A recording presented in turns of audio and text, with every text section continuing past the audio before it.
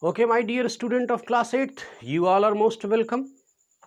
In last class, we studied about this poem, which name is The Perfect Life. In that poem, we studied how human beings can do better by their good deeds, not for only long life. Yes, so my dear student, मेरे अच्छे बच्चे के रूप में आप तभी स्थापित होंगे जब आप भी अपने जीवन में अच्छे कार्यों के प्रति सजग हों, अच्छी जिम्मेदारियों के प्रति सजग हों। जी हाँ, तो स्टूडेंट इस पोयम को हमने पिछली क्लास में लगभग कंप्लीट किया था। Now it's turn to face the exercise of this chapter. So this class is going to be started with the exercise of the first chapter. Okay student, you should be ready for exercise. First question, it's A section. A section कहता है कि tick the correct option. This is an objective nature question. For a particular question there are 4 objects. You have to choose one of them. Okay, its first question states, it is not growing like a. It is not growing like a, और ऐसे dash कर दिया गया है। इसके 4 option है, तो इसका करेक्ट ऑप्शन जो होगा, जो इसका करेक्ट ऑप्शन है ए। इसमें आपको लिखना है tree in bulk, tree in bulk. And the second question asks, an oak tree stand for 3. An oak tree stands for 3. तो ये 3 में क्या, तो 300 years, इसका सही करेक्ट ऑप्शन होगा B, 100 years. Now move to the third question. Third question states, it was a plant and flower of, it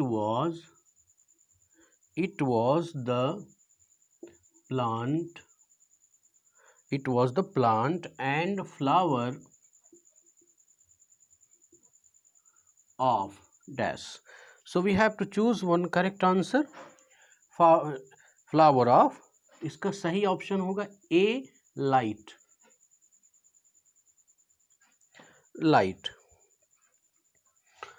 Now fourth question state, a lily blossoms in, a lily blossoms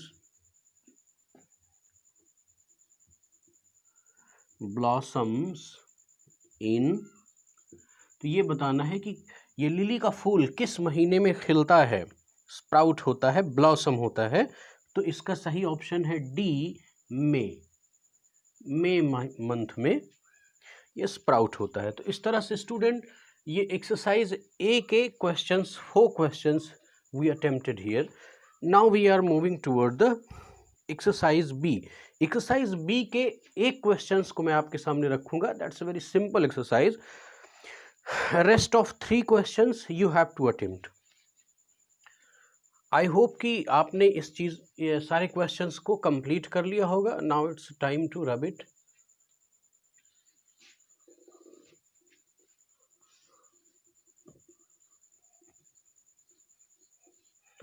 Now see students, exercise B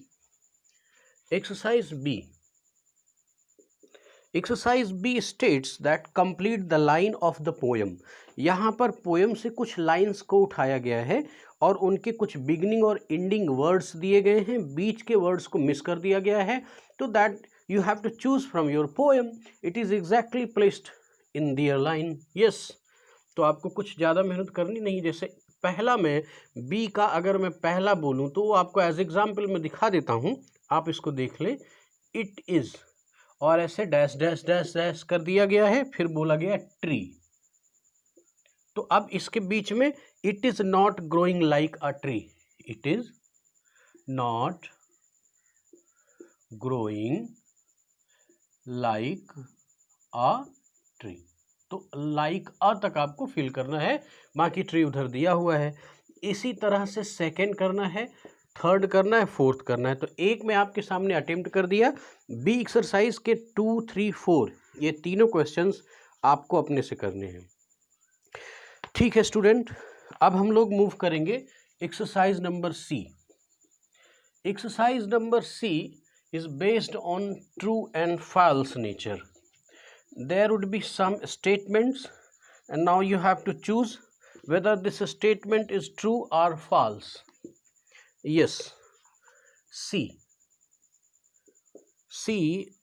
say that tick yes the true and cross for the false statement. तो कुछ statements यहाँ पर दिए गए हैं। तो पहला statement है, मैं ऐसे ही करके आपको फर्स्ट का क्या होगा ये आप देख लें, बाकी टिक कर लीजिएगा। We should not aspire for any achievement in life. तो क्या हमें जीवन में किसी भी अचीवमेंट की आशा नहीं करनी चाहिए? नहीं, ये बात गलत है, हमें करनी चाहिए। तो इसको आप क्रॉस करेंगे, आशाएं और अभिलाषाएं हमारे जीवन में होनी चाहिए। सेकेंड कह रहा है कि we can make our lifes meaningful with our good deeds. हम अपने जीवन को मीनिंगफुल बना सकते हैं विथ आवर गुड डीड, हमारे अच्छे कार्यों के द्वारा। तो यस, ये बात बिल्कुल सही है। तो सेकंड को आप यस टिक करेंगे।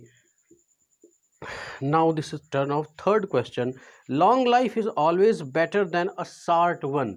नो, बिल्कुल गलत बात है। यही बात तो इस पोयम में द परफेक्ट लाइफ में समझाया गया है। एक तरफ एग्जाम्पल है ऑक ट्री का, that have a long life, और दूसरी तरफ a short life of lily. लेकिन वो लिली क्या करती है, उस छोटे से जीवन के अंतराल में आपको एक बड़ी सी खुशी प्रोवाइड करके जाती है। और ऑक का ट्री करता है, क्या करता है, बहुत दिनों तक जीवित रहने के बाद भी, बहुत ही विशाल काय ह्यूज ट्री होने के बाद भी, finally you get what, dry and ugly logs only through the oak tree. Yes, this is the message. So you can choose the correct answer of third through the poem, long life is always better than a short one. No, ये बात निहायत रूप से गलत बात है, बिल्कुल नहीं, ये सही नहीं है। अब हम फोर्थ की ओर देखते हैं। The oak tree lives for 300 year. Yes, ये लगभग 300 साल तक जीता है। अब फिफ्थ देखें, the lily flower blooms in the month of May. Yes, सही है, मंथ ऑफ मे में ये ब्लॉसम होता है, ब्लूम करता है, lily of flower of lily. Okay student, तो सी एक्सरसाइज को आप नोट कर लें। पहला क्रॉस, दूसरा यस, तीसरा फॉल्स एंड चौथा ट्रू एंड पांचवा भी ट्रू। अब उसके बाद हम लोग एक्सरसाइज नंबर डी की ओर मूव करेंगे। And the exercise number D is based on the question and answer. There are few questions, so you have to give the answer. तो मैं वो आंसर भी आपके सामने लिख देता हूं।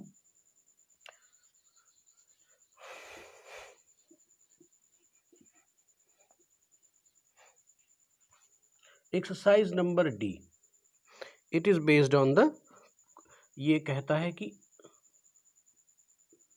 Answer the following question, following questions. तो चलिए आंसर करते हैं। इसका पहला क्या कह रहा है, फर्स्ट क्वेश्चन क्या कह रहा है, what is fairer and when. क्या है मोर, फेयरर का मतलब मोर ब्यूटीफुल, मोस्ट ब्यूटीफुल, वो क्या है और कब है, इन व्हेन। तो हम कह सकते हैं कि लिली इज फेयरर इन मे, इन मे। बस इसका इतना ही आंसर है। And now see the second question, how can life become perfect. जो हमारा जीवन है वो कैसे परफेक्ट हो सकता है। तो इसका सही आंसर होगा, life can be perfect by our good deeds. Our life can be perfect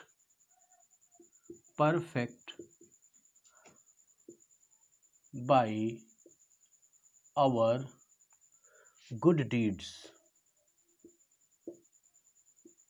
हमारे डीड्स का मतलब हमारे टास्क, वर्क, अच्छे कार्यों द्वारा, गुड डीड्स मतलब अच्छे कार्यों के द्वारा हमारा जीवन परफेक्ट हो सकता है.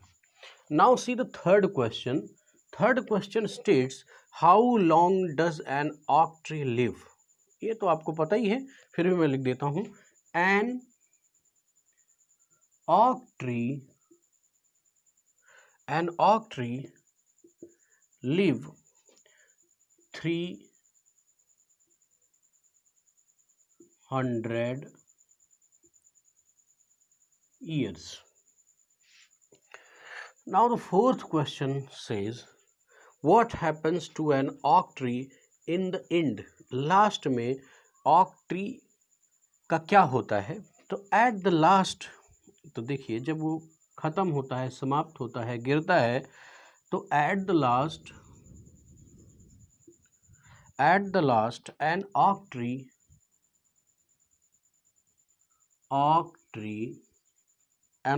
tree give क्या देता है? give us only.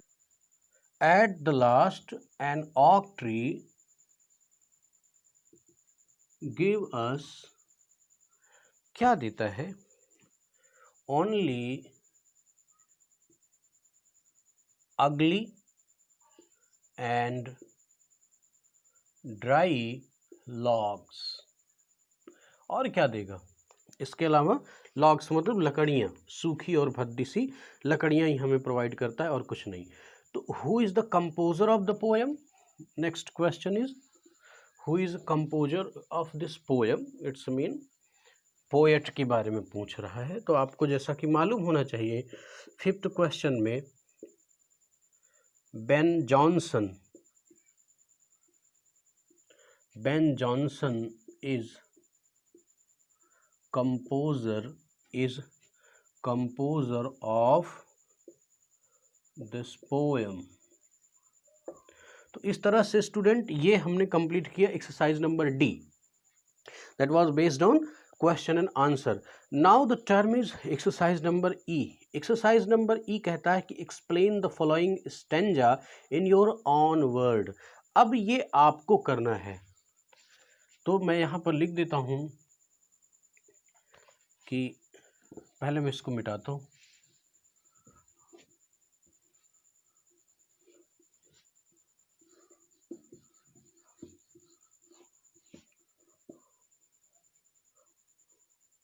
Now it's time to face next exercise which is E. Exercise ई. अब ध्यान से देखें ये क्या कह रहा है. Explain the following stanza in your on word. आपको अपने शब्दों में इस स्टेंजा को डिस्क्राइब करना है. तो मैंने पोएम को बहुत अच्छे तरीके से डिस्क्राइब कर दिया, इसके क्वेश्चन आंसर अटेम्प्ट कर दिए. अब एक एक लाइन का सेटअप आपके दिमाग में बन गया. तो now this is your duty to do this exercise. एक stanza, it is not growing like a tree in bulk doth make man better be, or standing long as an oak 300 years to fall, a log at last dry, bald and sere. ये line आपको explain करनी है, तो इसको do yourself अपने से आप कीजिए. अब हम लोग नेक्स्ट एक्सरसाइज में चलेंगे. पेज नंबर 7 पर आप लोग जब जाएंगे तो देखेंगे कि वर्ड पावर, यहां पर एक है वर्ड पावर. इस वर्ड पावर में कुछ वर्ड्स दिए गए हैं और इन वर्ड्स का आपको क्या करना है कि find from the poem synonyms for the following word and right. नीचे दिए गए कुछ वर्ड्स हैं. इन वर्ड्स का सिनोनिम मतलब समानार्थी वर्ड जो कि आपकी पोएम में यूज़ किया गया है, तो उसको हमें नोट डाउन करना है. तो स्टूडेंट इस एक्सरसाइज के साथ हम आपको नेक्स्ट क्लास में मिलते हैं. तब तक के लिए थैंक यू वेरी मच.